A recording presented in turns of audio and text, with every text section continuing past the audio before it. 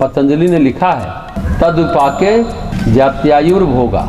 प्रारब्ध कर्म के अनुसार जब आयु और भोग मिलते हैं, सुख और दुख की बात मिलती है, मनुष्य हमेशा सदा सर्वदा कर्मलोक में रहता है। या तो दो ही स्थान है उसके, या तो आत्मलोक है या तो कर्मलोक है। प्रकृति में जहाँ भी उसका वास है वो कर्मलोक है। प्रकृति में आप कर्म भोगने के और कर्म करने के लिए स्वतंत्र हैं। जो आपने कर्म किया वही कर्म आप भोगेंगे। तो बात यह है, कर्म प्रधान विश्व रचि राखा, जो जस करई सो तस फल चाखा। जगत यानी प्रकृति कर्म प्रधान है, प्रकृति ज्ञान प्रधान नहीं है, प्रकृति कर्म प्रधान है। प्रकृति है खेत, यानी आपकी चित्त भूमि है, उर्वर भूमि है। आप क्या बीज बो रहे हैं, आपके कर्म बीज क्या हैं, उसी तरह का फल मिलेगा। अशुभ कर्मों के हैं शुभ फल, शुभ कर्मों के हैं शुभ फल। किसकी सामर्थ्य यह बदल दे, नियम अटल अविचल। स्वामी विवेकानंद का यह कथन है। हम कर्मों के महत्व को स्वीकार नहीं करते। हमारी जो गलती होती है, हर जीवन और हर जीव शुभ कर्मों का ही फल पाना चाहते हैं, लेकिन सुख मिले, धन मिले, शांति मिले, संपदा मिले, समृद्धि मिले, लेकिन कोई शुभ कर्मों को करना नहीं चाहता है। शुभ कर्मों का फल ही प्राप्त करना चाहता है, लेकिन शुभ कर्मों को करना नहीं चाहता है। करता है अशुभ कर्म को, तो बोए बेर पबूल का आम कहाँ से खाएं। जब हम प्रकृति में आए तो शुभ कर्म ही करना चाहिए। एक कथा है, एक ससुर और बहू की कहानी है। ससुर को शुभ कर्म में बहुत आस्था नहीं थी। ससुर जी खाना खा रहे थे, द्वार पर एक भिखारी आया। जाओ जाओ इसको भगाओ जा करके, हमें कोई दानवान नहीं देना, भिक्षा नहीं देनी।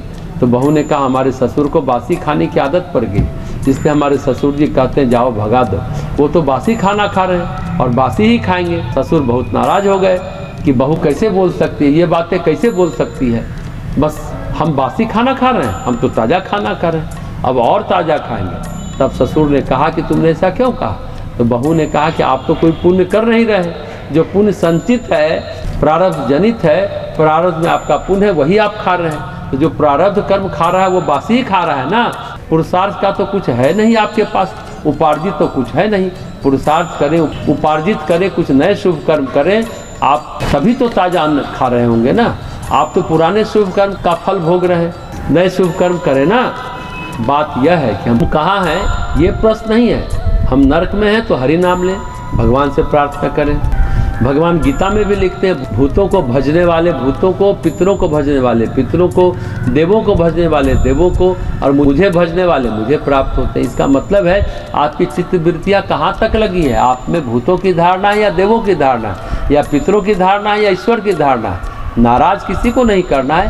हम लोग पूजा करते हैं तो भूत बलि क्षेत्र पार बलि देते हैं। मुख्य बात यह है कि आराध्य कौन है, तो सबको सबका हिस्सा देते हुए, ईश्वर भक्ति करते हुए जीवन जीना चाहिए। यानी जो ग्रहों का दान है ग्रहों को दें, पितरों को जो देना है पितरों को दीजिए, जो देवों को देना है देवों को दीजिए। यानी विविध प्रकार से शुभ कर्म करें। जो मनुष्यों को देना है मनुष्यों को दीजिए। जो सेवा कर रहा है